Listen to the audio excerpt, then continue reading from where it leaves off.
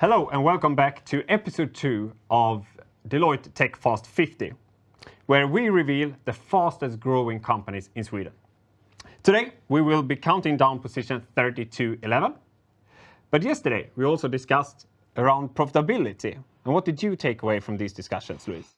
Well, yesterday we talked about how the tech industry is shifting from the old grow mentality to focusing more on profitability. And I think from the conversation yesterday, it became clear that there will be a shift to more focus on profitability and sustainable growth going forward. And today's theme is not that far off. We will talk about exits and investment in the tech sector. Yeah, with interest rates coming down, but still far from the wild zero interest days, companies are rethinking how to get the right kind of funding and planning their exits. We are asking, has the exit landscape for tech companies changed for good? Yes, today we'll explore how recent years' global instability is impacting financing strategies and exits within the tech sector. And to help us dive into these topics, I'm joined by two great experts. So first, we have Monica Hedberg, serial entrepreneur, founder of Monica Invest, and also a senior invest, where you educate women in their investment journey. You are also named the Investor of the Year in Sweden. I'm so proud for that. Yes, congratulations.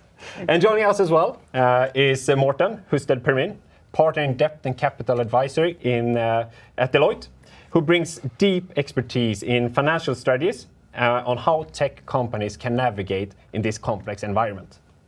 So welcome to you both. Thank you. Thank you. So let's start with an overview. What's the overall sentiment in the tech sector right now from the perspective of investments and financing? If I can start with you, Morten. Yes, sure.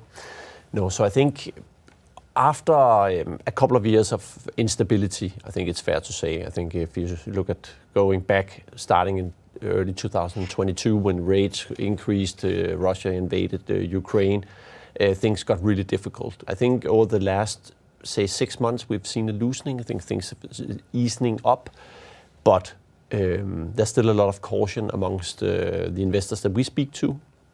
That means that they are focusing more on what is their core mandates to invest in. They want more data to confirm their thesis, and they want more focus from the businesses, roughly speaking. I think there's still a lot of deals to be done and are being done at the moment, but it's definitely not the same as it was in 2021, and maybe that's also good.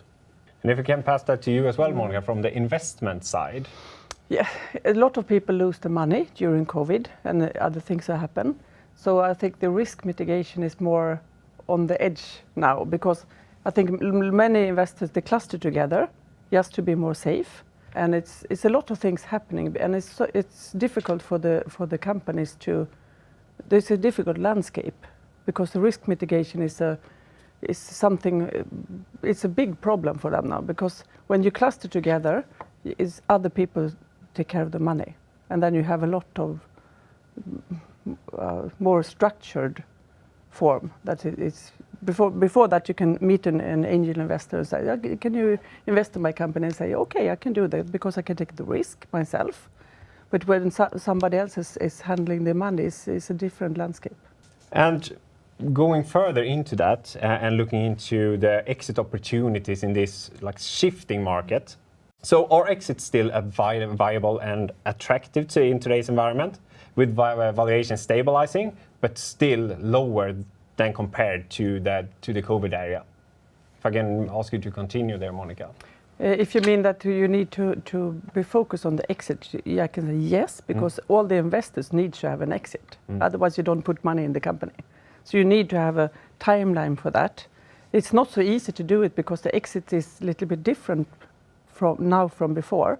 Maybe you get your biggest competitor buy your company or something. So you need to do a little bit more joint ventures with bigger company, because otherwise it's difficult and different now.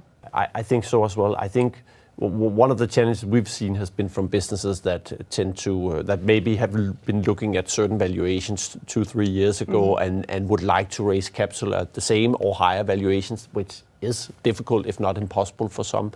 But I think reality is there's only one way forward for the business that realize if you need the money now and you need the money to take advantage of the opportunity you have, you need to either raise capital now, or obviously if you want to sell the business, that's a different situation. But if we think about it from a perspective of raising capital for developing a business, it's all about using evaluating the opportunity you have right now rather than maybe waiting for a later opportunity that may never arise. But there has been a lot of difficult decisions made by investors holding assets, having to accept lower valuations, but obviously also for owners of businesses that are selling at the lower valuation has been difficult. But the market is what the market is. And but it's also natural, because now you have real valuation of the companies. Before you get a very big bubble around the valuation.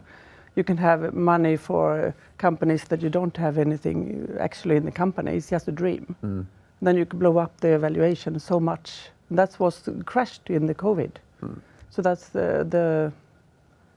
it's the knowledge about that, I think, that's decreasing all the investors. How do you look at that? Because I mean, from my perspective as an advisor, what we would always like is that we can make people meet, right? That we can bridge the gap. Where as an investor, obviously sometimes you have strong views because either you're sort of selling or buying.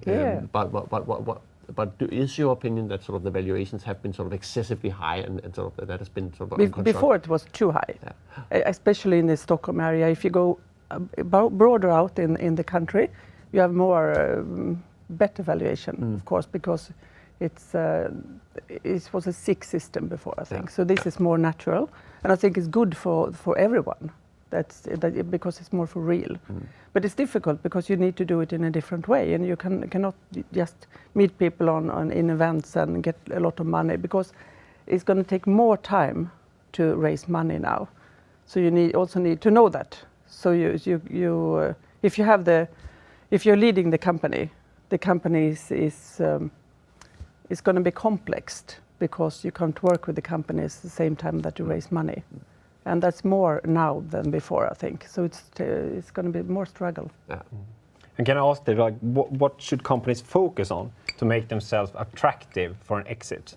I think the timeline, so you can be more specific about that. So you can, as an investor, you can also calculate on the dilution, and if you're going to be an exit or not, or if you want the first customer or the other bigger customers or whatever. You need to be more specific. You cannot have a one-pager and a hockey stick anymore. You can do it for 10 years ago, but not now. That's why I think it's normal now and good. But I completely agree. I think, maybe there has been a period where sort of raising money seemed to be a bit of, a rock and roll lifestyle, right? The focus was about just how much money could you raise. Where sort of at least our advice to clients is, I mean, what you really need to focus on is the business. It's creating results. It's opening that new market. It's jumping that technology gap that you are trying to achieve is much, much more important than spending time talking to investors. That's reality. And I also think that we can. Some of the companies before, some of the entrepreneurs wasn't entrepreneurs; they was entrepreneurs. Because they can see that people who was successful with and raised a lot of money, and you wanted to do the same, but you didn't have the real business mind in the bottom.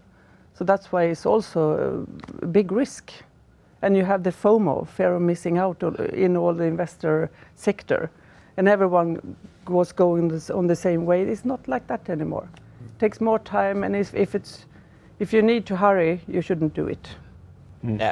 But maybe also sort of in more specifically, I mean, what we are seeing is at least that you need, I mean, the businesses need to document really, really well what they're doing. I mean, they need to document the sales or the viability of a product to a much greater extent than a few years ago. Much more scrutiny is being given by investors. And that means, as you mentioned, sort of time. You really also need time. So if we used to operate with for helping a business raising capital, if we used to operate with down to 8 weeks maybe from you started a process to you have money, I would say count 6 months or something like that, because you need to prepare. Except also that you can't necessarily create those very strong competitive momentums. It's all about sort of finding the right investor for the situation, and that takes time. But in particular, actually, preparation is what we often see takes a long time. But we also we did compare between Denmark, Sweden, Norway, and Finland just for a short time ago, and we can see that it's different in different countries. Maybe you can go abroad to find some money, and it's in Norway it's quite premature. The landscape with the investments and the startup world, because they have been living on oil and fish for so long, and it's not so much startup companies in Norway, but there's a lot of money, so it's a good way to be. And speaking of the financing as well, so interest rates now are falling again, but they're not near the zero rate era that we had for a long time. So a question for you, Morten. How should tech companies adjust their financing strategies today? Yeah, and I'll be maybe a bit sort of cynical in some ways. I think if you are truly a growth company, I don't think interest rates matter a whole lot. I mean, reality is that the level of debt you can take on is not great, which means that your sensitivity to if rates go up or down is not great. I think actually for the smaller businesses, in my opinion, should worry much more about, how much capital can they raise if they are looking to raise capital, and with what conditions. I mean, really sort of that's so that you end up in a situation where you get the right financing for the growth journey, and you can allow yourself to grow, and the financing becomes part of the strategy, but you're not laying out the strategy as a result of the financing to be sort of maybe a bit cynical. So it doesn't really matter, in my opinion. But it takes more time to scale the company. Yeah, and that's very important too, because it's going to take longer time to raise money, and it's going to take longer time to scale the company. So then you have to calculate for all that you need. Not a small amount of money, because then you're losing the game because the valuation going down if you can't do what you promised to do, and that's a big issue. But and I think that's absolutely right. I mean, obviously you need to consider. I mean, you cannot fund yourself for the next 12 months. You need to fund. 24. But I think that's actually also part of the scrutiny being exercised by investors. We're just doing something right now where it's been very key for the investor to make sure that there is a funding roadmap, not for the next 1, 2, but 3 years. So that's why you need the timeline. You need the timeline. You're very specific, and that's the valuation is based on that. Yeah. But as a paradox to sort of the difficulties that we are seeing, maybe to the normality that we are once again seeing for growth businesses. One of the interesting things we've seen in sort of for larger businesses in the tech sector is that that's probably as hot as it can get. So the terms that you can get if you are a large software company is as aggressive as it's ever been from a lending perspective. So it's a borrowing perspective seen from the business perspective. And so, can I also ask there, in the previous discussion we had yesterday, we were talking about the profitability and the shift from growth at all costs to profitability. Is that also something that you as an investor, but also from the capital side, are looking into? Yeah, absolutely. Yeah, absolutely. I think, being someone who deals mostly on raising capital or for growth or funding, financing, it's all about the downside really, and that means how can you ensure that the money going in is actually also going to come back to the investor at some point in time. It's not about the hope and the dreams of the hockey stick, but it's much more about let's call it sort of sustainable growth or similar. And I think that is really important. I think it's also it has to do with the fact that when you are dealing with debt financing, you can argue that a lot of businesses have done what you call sort of ARR financing, or basically financing sort of the recurring revenue of a business over time. Have also done a lot of basically financing on the back of what is the valuation of the company going to be or expected valuation of the company going to be out in the future. We have come back to sort of basics. It's really sort of what's the cash flow? What can the cash flow actually support? Which also makes it more difficult for growth businesses. And when you come to the sustainability, I think the space companies, I've been working with space technology for 6 years with the European Space Agency, business development of early stage companies, and they're going to save the world. So that's why we need to take care of the space companies, because in the incubator, you have 15% is rocket and satellites, and the rest of it is fintech, green tech, clean tech, all the other tech companies involved in the space sector in different ways. And if we don't take care of them, we're going to lose them. So that's very important. And everything that you create in the space needs to be so small and so efficient as possible, because it's so expensive with all the propulsion in the space. And so you need to be so small, and if you can turn it around and use it on the Earth, you're going to save a lot of energy, very much. And that leads us into the ending of this conversation. We want to look into long-term success and looking in a little bit to the future. By trying to look into the future, what should tech companies focus on to ensure long-term success in this new environment? If we start with you, Monica. So you need to be sure about the sustainability. You need to work with these questions, because all the money is going to go there now, because it's for 10 years ago nobody talked about sustainability, and now everyone is talking about that, and it's a high gain factor for a company to work with it. So that's very, very important, and also because we have a lot of war coming up in everywhere. I think I'm scared of that, actually, because and if we don't prepare for that, we can also not stop it, because if we prepared for it, it's not going to happen. But if we're not prepared for it, it's going to be a lot of struggle in the world, I think. So it's.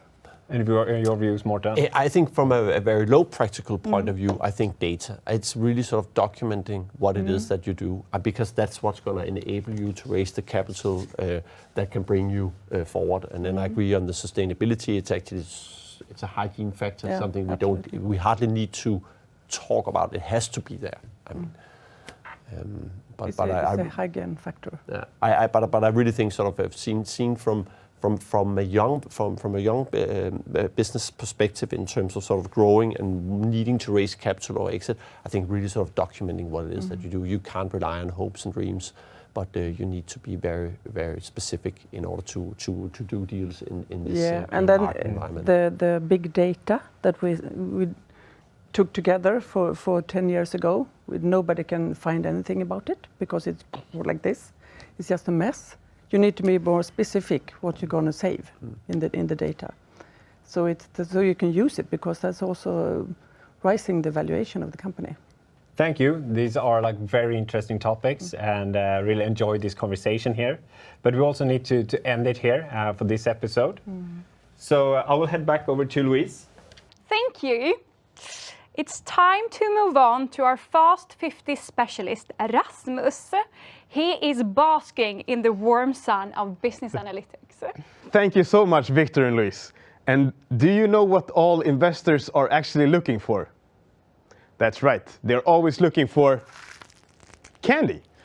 So they will say, if I give you 1 candy today, can you give me 3, 4, 5 candies tomorrow? So in economical terms, they are looking for a return on investment. We have, of course, measured this by analyzing the companies on the Fast 50 list for this year in 2024. The measurement we have used is called DuPont. If you want to know more about that model, look it up. But let's see how it looks like in 2020. So minus 2.6% means no candy for the owners and investors, and for the company as well. Let's take a look at how it looks like in 2021. Even lesser chance of candy here. Maybe in 2022. It's even worse, minus 8.2%. So, but remember that this is also in terms of that these companies on this list, they are still early in the stages in 2020. They're still growing, they're still scaling their business. And don't remember that the growth is still going up here. But Let's take a look what happens in 2023 here. Candy factory might be going, which is good. Hey, Victor, I got some candy for you. It's 2023, which is nice. So this is quite interesting, but of course you gotta benchmark it to some things. So on top here, you see the market. It's growing, a good place. I feel warm, I feel safe. I get my candy.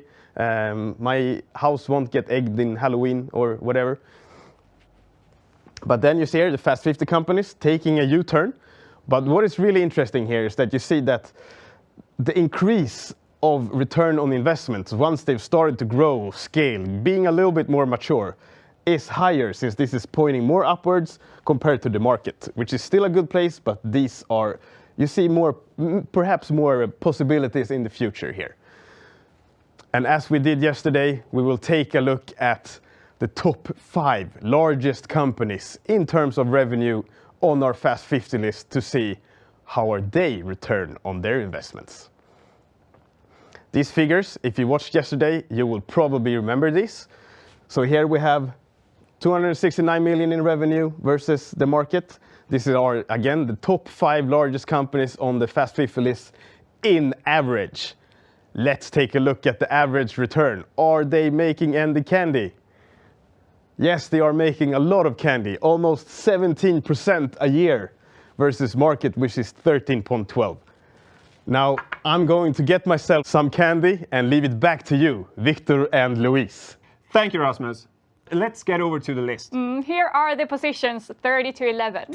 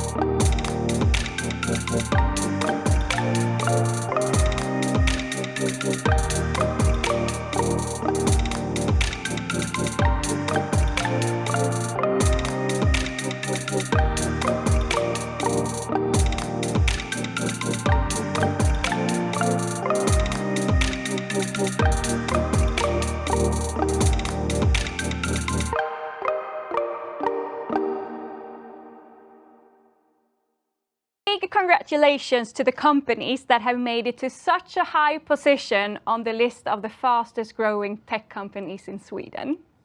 Indeed. And we will actually not be back tomorrow with another episode, but instead we will reveal position number 10 to number 1 on the physical Deloitte Technology Fast 50 event. But rest assured, we will share with you some insights online from that as well.